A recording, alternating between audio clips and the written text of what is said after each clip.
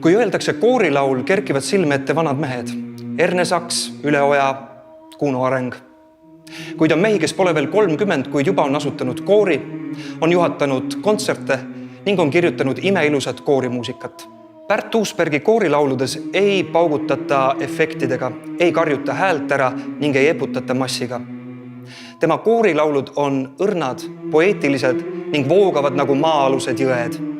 Tema muusikat tuleb kuulata silmad ja hing kinni, et mõista ning tunnetada, kuidas üks koor võib laulda nagu ühe inimese süda.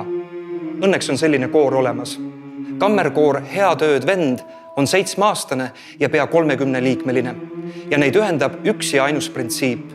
Nendel inimestel on koos väga hea olla. Ja seda on tunda ka nende laulmise viisist.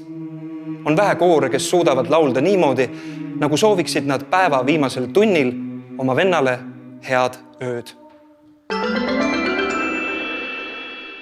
Kui sa tegeled näiteks koorilaulu kirjutamisega, et kuidas see luuletus hakkab avanema veel poole sügavamalt.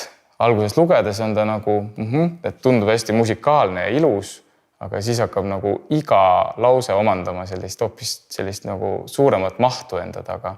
Ja siis kui rännata nendes väljades, siis ma tunnen, et ma kuidagi nagu, olles oma loomu poolest pisut võib-olla ärev inimene, et ma saan läbi selle mingisuguse rahustava kogemuse.